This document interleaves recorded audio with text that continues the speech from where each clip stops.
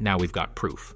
The Fever's game against the reigning champion New York Liberty had everything you'd want. Star power, high stakes, a sold-out crowd in Indy, and the energy of a playoff game. For many, it felt like a championship preview. Two of the league's most exciting teams going head-to-head in front of a national audience. It should have been a major win for the WNBA. And they hacked Caitlin Clark. They are both hacks. They are both hacks. They hacked Fever twice, and then there was a phantom foul called on Sabrina Ionescu. First, with the game tied and the Fever looking to take the lead, Dewana Bonner drove to the basket and got hammered. To the hip, Clark jumps it off, Bonner blocked at the top. Here, and Caitlin. Huge body contact, everything you'd expect to trigger a whistle, but nothing. It started early and often, and there were moments last year where Caitlin looked visibly rattled. I feel like I'm getting hammered. I don't know. I appreciate Christy getting a tech too. Like, I don't know. And then, of course, you had the Kennedy Carter incident. The hit heard round the league. Caitlin Clark got blindsided off the ball in what was clearly a frustration foul. Fourth time on her arm. With one last chance to tie or win the game, Caitlin Clark was fouled multiple times, and the refs swallowed the whistle. Caitlin was absolutely furious. You could see it on her face immediately, arms out, yelling in disbelief. And the wildest part? The refs wouldn't even look her in the eye.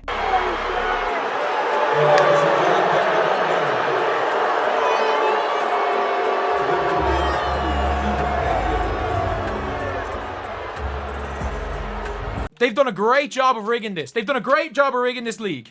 The league, they're not even being subtle. They're not even being subtle. Oh my God, this is embarrassing.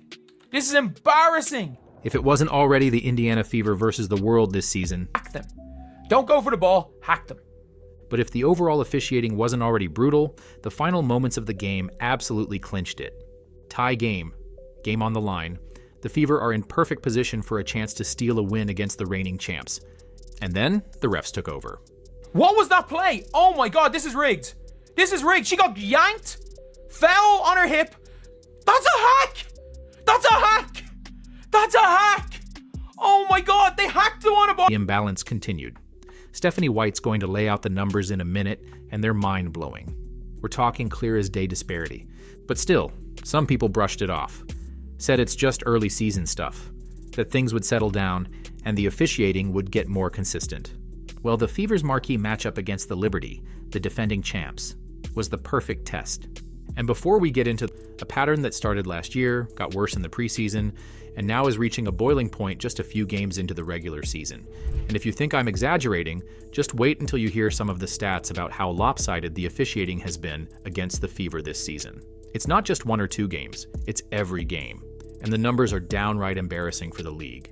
It's gotten so bad that even the Fever have had enough. Head coach Stephanie White didn't hold back after the Liberty game. It wasn't vague, it wasn't diplomatic, it was a straight-up warning shot thing.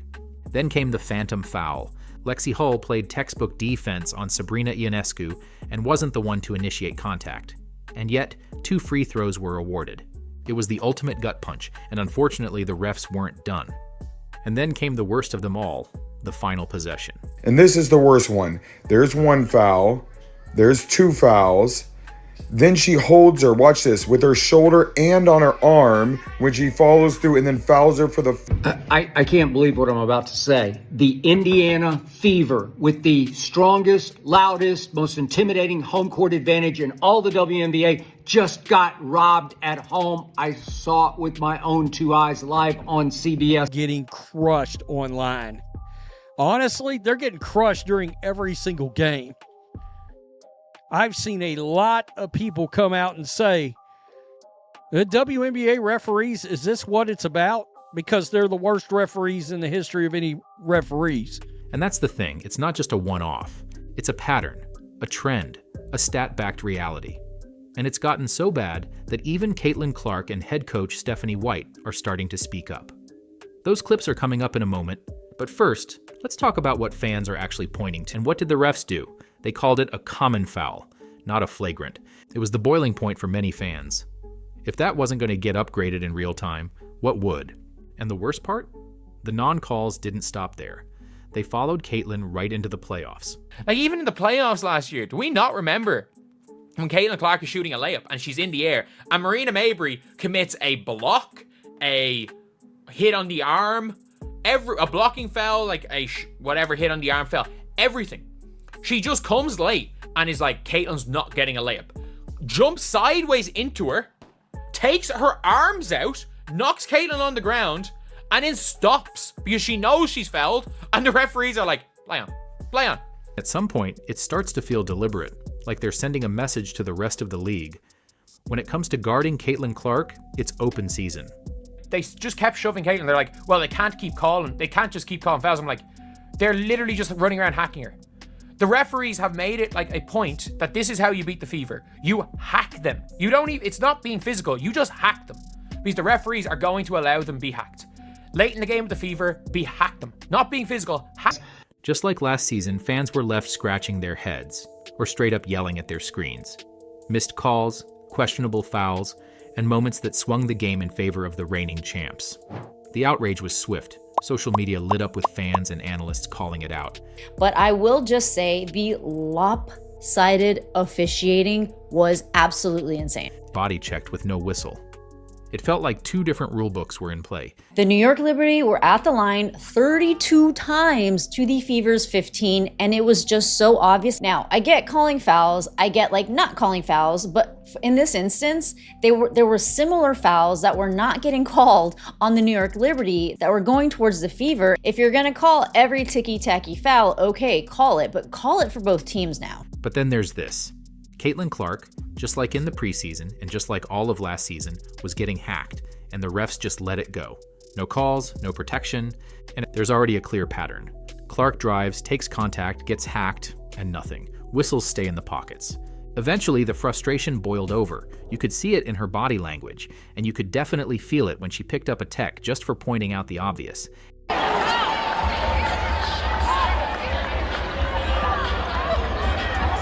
And in the 3 regular season games leading up to the matchup against the Liberty, the second game in a row, I guess?